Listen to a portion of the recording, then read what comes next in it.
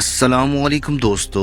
ایک ایسا شخص جسے اس کی اپنی کمپنی سے نکال دیا گیا لیکن وہ واپس آیا اور دنیا بدل دی، جس نے کمپیوٹر، موبائل، انٹرنیٹ کی دنیا کو ایک نیا رخ دیا. اس کی سوچ پاگل پن لگتی تھی لیکن یہی پاگل پن آج اربوں لوگوں کی جیب میں ہے. جانیے ایک یتیم بچے سے دنیا کے سب سے کامیاب انسان بننے تک کی ناقابل یقین کہانی. یہ ہے اسٹیو جاب کی زندگی جس نے دنیا کو ایپل دیا. 24 فروری سن 1955 کی ایک سرد صبح امریکہ کے شہر سان فرانسسکو میں ایک ایسے بچے نے آنکھ کھولی جس کا نام اسٹیو جاب رکھا گیا. یہ بچہ بظاہر ایک عام خاندان میں پیدا ہوا لیکن قسمت اس کے لیے کچھ بڑا لکھ چکی تھی. اسٹیو جاب کا اصل نام اسٹیون پال جاب تھا. اس کی پیدائش ایک غیر شادی شدہ جوڑے کے یہاں ہوئی. عبدالفتاح جندلی جو کہ شام سے تعلق رکھنے والے ایک مسلمان طالب علم تھے، اور جوئن کیرل ایک امریکی لڑکی جو کالج کی طالبہ تھی،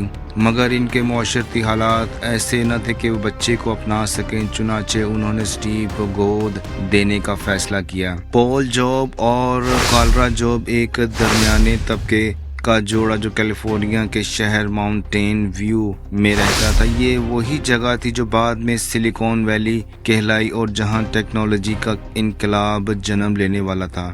اسٹیو کے سگے بہن بھائی تو نہ تھے لیکن بعد میں اس کی اصل ماں نے دوبارہ شادی کی تو اسے ایک سوتیلی بہن مونا سمپسن ملی جو بعد میں ایک مشہور ناول نگار بنی. لیکن اسٹیو کو اپنی اصل فیملی کا علم بہت بعد میں ہوا. ان کے بچپن میں یہ سب راز ہی تھا.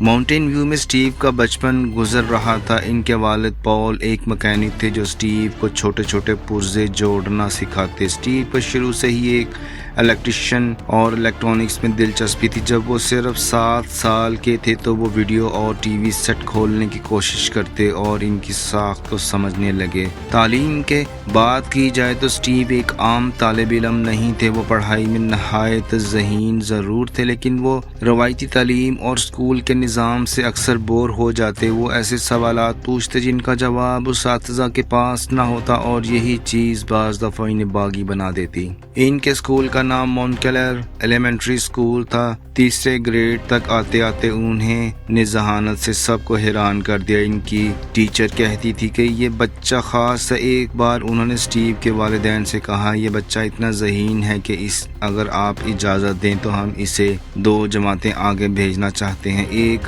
دن اسٹیو کی عمر صرف 8 سال تھی. وہ اسکول سے آ کر بہت اداس بیٹھا تھا. اس کی ماں نے پوچھا بیٹا کیا ہوا؟ اسٹیو نے آہستہ سے جواب دیا ماں میں اسکول نہیں جانا چاہتا. وہاں مجھے کچھ نیا سیکھنے کو نہیں ملتا. یہ وہ لمحہ تھا جب اس کے اندر کا تخلیقی ذہن چیخ چیخ کر دنیا سے کچھ نیا مانگ رہا تھا.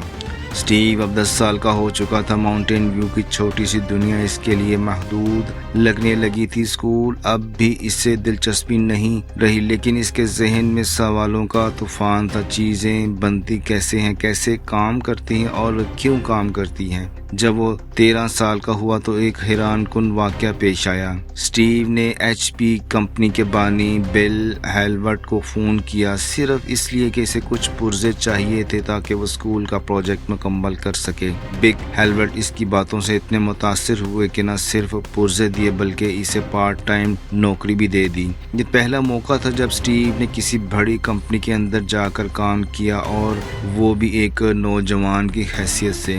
اسی دوران اسکول میں اس کی ملاقات ایک اور ذہین مگر عجیب و غریب لڑکے سے ہوئی. اسٹیو وozniak. دونوں کی دلچسپیاں ایک جیسی تھی، کمپیوٹر، الیکٹرانکس اور نظام کو چیلنج کرنا.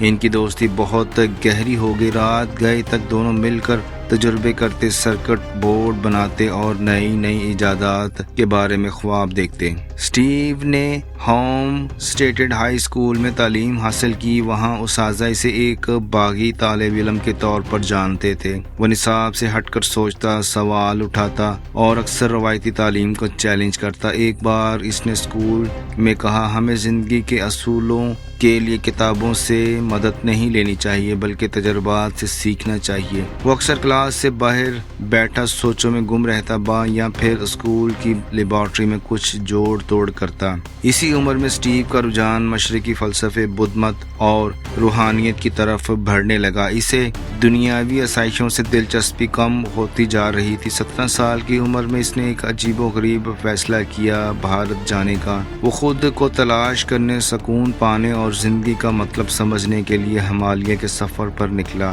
بھارت میں اس نے مہینوں فقیروں، صوفی بزرگوں کے ساتھ وقت گزارا، ننگے پاؤں بغیر سہولیات کے بس میں سفر کیا۔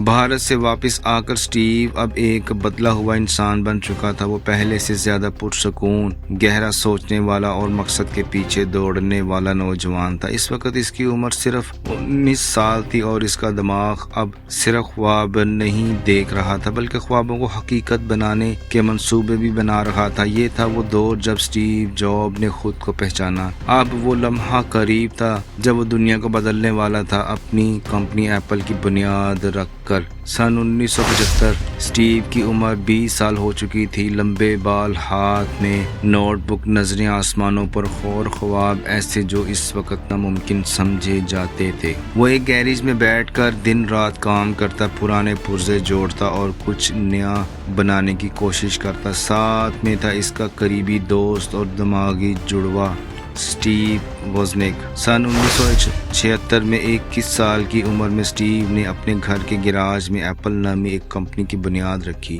شروعات بہت چھوٹی، صرف 3 افراد، ایک پرانا گیراج اور ایک بڑا خواب۔ وزنیک نے پہلا کمپیوٹر بنایا جس کا نام ایپل رکھا اور اسٹیو نے اسے بیچنے کا بیڑا اٹھایا۔ ایک پرجوش سیلرز کی طرح اسٹیو ہر دکان، ہر کمپنی پر گاہک کے پیچھے گیا اور پھر ایک دن قسمت نے دروازہ کھولا۔ ایک مقامی الیکٹرانک سٹور نے 50 کمپیوٹرز کا آرڈر دے دیا۔ اسٹیو نے صرف بیچنے پر توجہ نہ دی بلکہ ڈیزائن، ایکسپیرینس اور سادگی پر زور دیا جو اس وقت کے لیے ایک نئی سوچ تھی۔ ایپل دنیا کا پہلا میس مارکیٹ کمپیوٹر بن گیا، لاکھوں کی تعداد میں فروخت ہوا۔ اسٹیو راتوں رات ایک نوجوان ارب پتی بن گیا۔ اسٹیو جاب کے اندر ایک نیا روپ جنم لینے لگا۔ وہ ہر چیز پر مکمل کنٹرول چاہتا تھا۔ وہ پرفیکٹنسٹ تھا اور اکثر ٹیم پر سختی بھی کرتا۔ 1983 میں اسٹیو نے پیپسیکو کے CEO جان سیکورلی کو یہ کہہ کر ایپل میں شامل ہونے پر راضی کر لیا: "Do you want to sell sugar water for the rest of your life or do you want to come with me and change the world?" Macintosh ایک خواب، ایک انقلاب۔ 1984 میں اسٹیو نے میکنٹوش لانچ کیا، ایک خوبصورت گرافک سے بھرپور ماؤس سے مل چلنے والا کمپیوٹر۔ یہ ایک انقلاب تھا لیکن اسٹیو کا رویہ ٹیم کے لیے پریشان کن بن چکا تھا۔ 1985 میں دھچکا اس وقت لگا جب وہ اپنی ہی بنائی ہوئی کمپنی سے نکال دیا گیا۔ جی ہاں، ایپل کے بورڈ آف ڈائریکٹر نے جان سیکورلی کی حمایت کرتے ہوئے اسٹیو کو باہر کا راستہ دکھایا، ایک ایسا نوجوان جس نے کمپنی بنائی، جس نے دنیا کو بدلا۔ اب وہ بے دخل ہو چکا تھا۔ اسٹیو تنہا ہو گیا لیکن اس نے ہار نہیں مانی۔ یہ تھا ایک خواب دیکھنے والے نوجوان کا سفر۔ اگلا مرحلہ وہ تھا جب اسٹیو جاب نے نئے خواب دیکھے، پکسر اور نیکسٹ کی بنیاد رکھی اور پھر ایک دن ایپل میں شاندار واپسی کی اور دنیا آئی فون، آئی پیڈ اور آئی پیڈ جیسی جادوئی چیزیں دی۔ اس کا مشن تھا دنیا کے ذہین ترین دماغوں کے لیے جدید ترین کمپیوٹر بنایا جائے۔ یہ کمپیوٹر مہنگا تھا لیکن شاندار، خاص طور پر یونیورسٹیز اور سائنسدانوں کے لیے۔ اسی دوران اسٹیو نے پکسر اینیمیشن اسٹوڈیو میں سرمایہ کاری کی۔ یہ وہی کمپنی تھی جس نے ہمیں ٹوائے اسٹوری، دی انکریڈیبل اور کئی دوسرے یادگار کردار دیے اور انٹرٹینمنٹ انڈسٹری میں بھی انقلاب برپا کر دیا۔ ایپل میں شاندار واپسی کے بعد 1996 میں ایپل مشکلات کا شکار تھا۔ تب انہوں نے اسٹیو جاب کی کمپنی نیکسٹ خرید لی اور قسمت نے اسٹیو کو دوبارہ ایپل میں واپس لا کھڑا کیا۔ 1997 میں ایپل کے عارضی CEO بنے لیکن پھر ایسا کمال کر دکھایا کہ دنیا حیران رہ گئی۔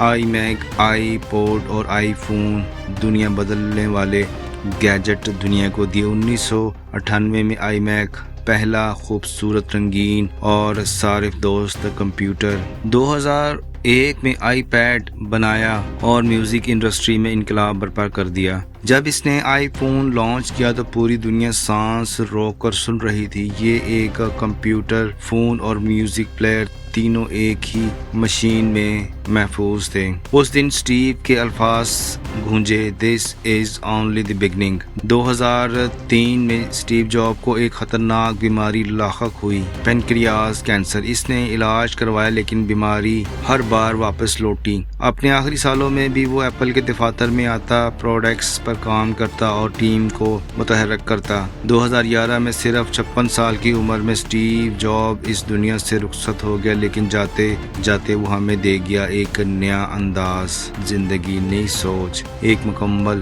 ٹیک انقلاب۔ اسٹیو جاب نے کہا تھا، "The people who are crazy enough to think they can change the world are the ones who do"۔ اور اس نے دنیا کو نہ صرف بدلا بلکہ یہ بھی سکھایا کہ ایک بے حد تجسس رکھنے والا بچہ جو گراج میں کمپیوٹر جوڑتا ہے وہ دنیا کا سب سے بڑا نام بن سکتا ہے۔ 24 اگست 2011 اسٹیو جاب نے CEO کے عہدے سے استعفیٰ دے دیا۔ اس نے کہا، "I have always said if there ever came a day when I could no longer meet my duties and expectation as Apple's CEO, I would be the first to let you know.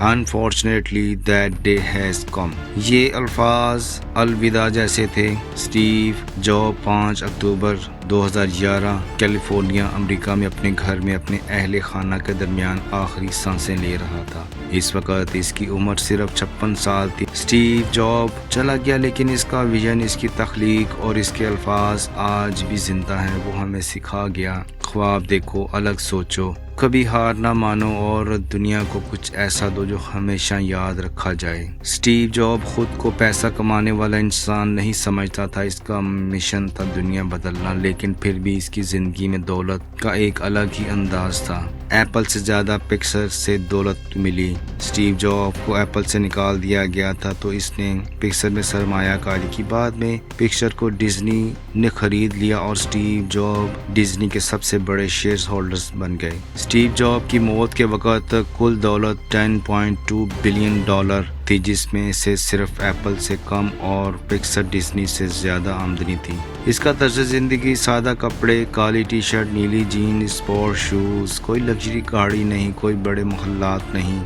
Steve ایک سادگی پسند انسان تھا۔ یہ تھا وہ دور جب اسٹیو جاب نے خود کو پہچانا۔